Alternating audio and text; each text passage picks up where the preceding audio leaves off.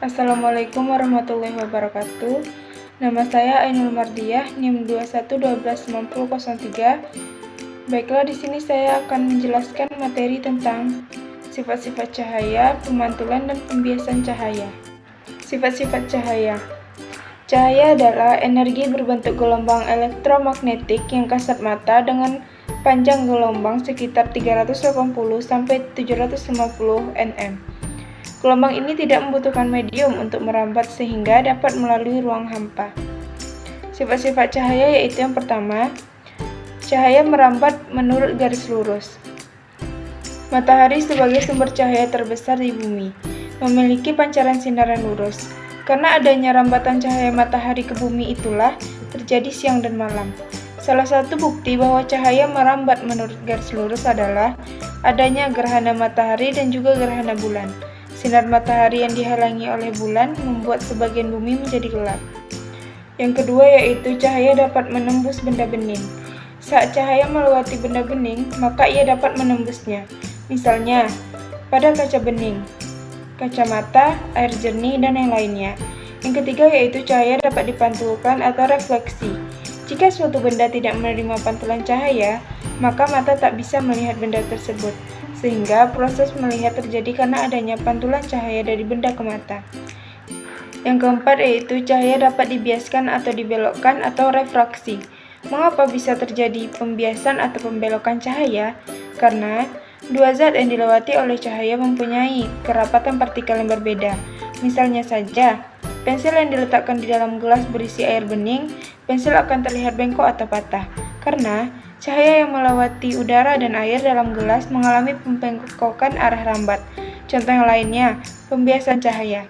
Dasar kolam renang yang terlihat lebih dangkal daripada sebenarnya. Pemantulan dan pembiasan cahaya dalam kehidupan sehari-hari. Pembiasan cahaya dalam kehidupan sehari-hari.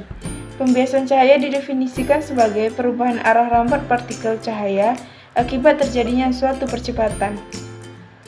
Peristiwa ini terjadi pada optika era optik geometris dengan refraksi cahaya yang dijabarkan dengan hukum Snellius.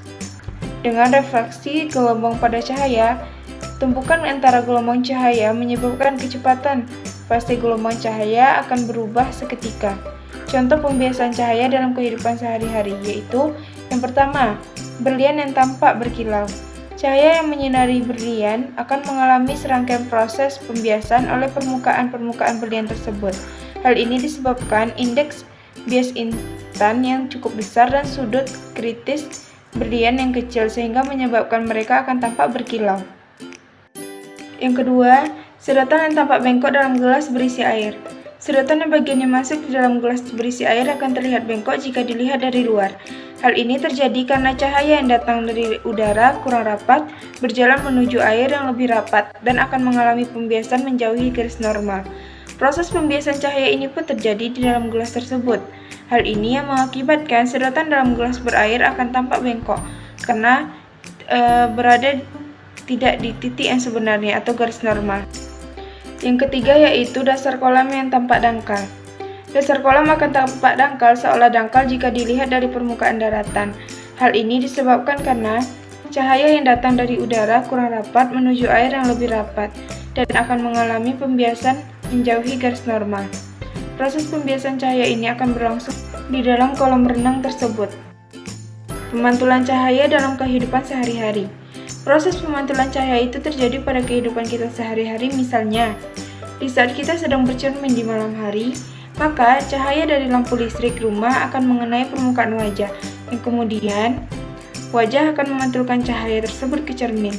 Yang kedua yaitu cermin memantulkan kembali cahaya tersebut ke mata sehingga mereka atau orang-orang lain dapat melihat wajah kita sendiri. Contoh pemantulan cahaya dalam kehidupan sehari-hari yaitu yang pertama, kesulitan yang dialami oleh pengemudi saat berkendaraan di jalan aspal basah ketika malam.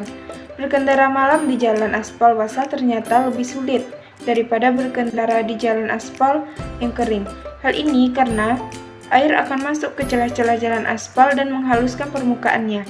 sehingga apabila terkena sinar dari lampu kendaraan akan menyebabkan terjadinya pemantulan teratur yang memberi kesan menyilaukan mata dan menyebabkan penglihatan pengemudi menjadi terganggu. Contoh yang kedua yaitu peristiwa pemantulan cahaya matahari yang mengenai permukaan bumi, di mana permukaan bumi memiliki permukaan yang kasar atau tidak teratur. Pemantulan kasar inilah yang menyebabkan sinar matahari atau cahaya matahari bisa sampai ke dalam ruangan rumah-rumah. Walaupun rumah tersebut berisi atap yang menghalangi cahaya matahari masuk ke dalam ruangan, sehingga meskipun ruangan di dalam rumah tidak terkena cahaya matahari secara langsung, tetapi kita masih bisa melihat isi ruangan tersebut secara jelas.